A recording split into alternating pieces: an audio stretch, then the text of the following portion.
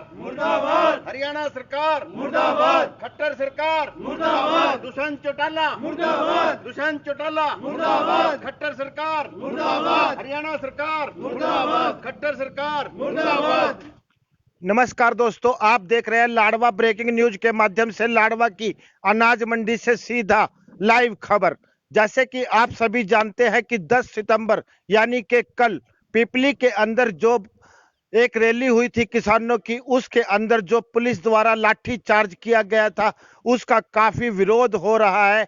आज अखिल भारतीय जाट आरक्षण संघर्ष समिति भी उस अभियान के अंदर कूद गई है और भारतीय किसान यूनियन के साथ वह कांग्रेस सरकार के साथ लग चुकी है। इनका भी कहना है कि जो कल पुलिस द्वारा किसानों के ऊपर लाठी चार्ज किया गया है उसकी जितनी निंदा की जाए उतनी कम है। अखिल भारतीय जाट आरक्षण संघर्ष समिति के राष्ट्रीय अध्यक्ष द्वारा इन्हें आदेश दिया गया है कि सरकार के साथ आर पार की लड़ाई में किसानों का साथ दें। अब हमारे साथ अखिल भारतीय जाट आरक्षण संघर्ष समिति के जिला अध्यक्ष बलदेव राठी है, उन्हीं से बात करेंगे। क्या कहना है उनका? हाँ सर, बताइए। जैसे कि कल किसानों के ऊपर लाठी चार्ज किया गया है, उसमें क्या करेगी आपकी सरकार? देखिए, जिस प्रकार कल 10 सितंबर को पिपली मंडी के अंदर जो रैली आयोजित करी थी भारतीय किसान यूनियन ने, उसके ऊपर सरकार ने न्यायपूर्ण तरीके से जिस प्रकार लाठीचार्ज किया और किसानों को पिपली मंडी में जाने से रोका, उसके खिलाफ अखिल भारतीय जाट आरक्षण संघर्ष समिति के साथ साथ सारे प्रदेश भर में किसानों के अंदर, व्यापारियों के अंदर, मजदूर भाइयों के अंदर, सबके अंदर रोष है। ऐसा लोकतंत्र के अंदर नहीं होता कि कोई भी सरकार अपनी जायज मांगों को मनवाने के लिए रैली करने के लिए मना करे और अत्याचार करे, लेकिन हरियाणा की सरकार ने अभूतपूर्व कदम उठाते हुए किसानों के ऊपर लाठीचार्ज किया।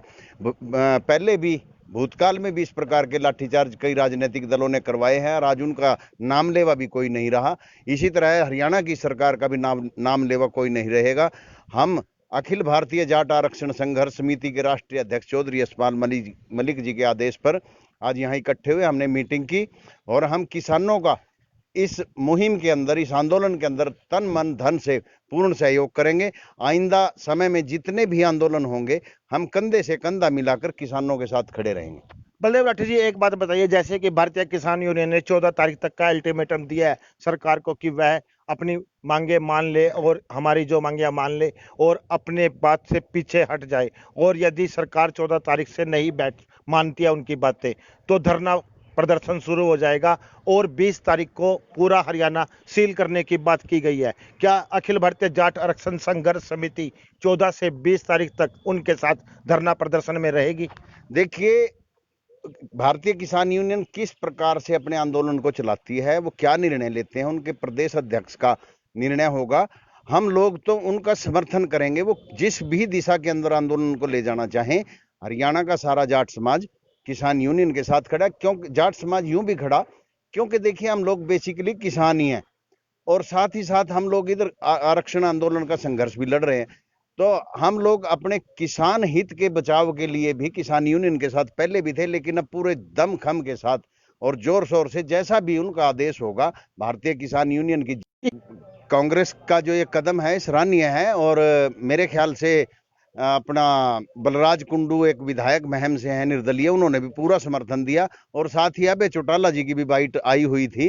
राजनीतिक दलों को आगे आना चाहिए, चाहे वो किसी भी पार्टी से हो। और मैं तो ये कहूंगा कि भाजपा की गोद में जिस प्रकार दुष्यंत जी चौधरी देवीलाल का नाम लेकर बैठे, उनको भी इस मामले के अंदर खुलकर सामने आना चाहिए। वो क्यों भाजपा के नक्शे कदम पर चले हुए हैं और किसान समाज को बर्बाद करने में लगे हुए हैं, साथ ही मंडियों को बर्बाद कर रहे हैं। व्यापारी, मजदूर, किसान, दुकानदार, इन 3 अध्यादेशों से सभी प्रभावित होंगे। सरकार को त्वरित निर्णय लेकर इनके ऊपर कार्रवाई करनी चाहिए और एक किसान का बेटा होने के नाते दुष्यंत चौटाला को सामने आना चाहिए और खुलकर बीजेपी के इस कदम का विरोध करना चाहिए।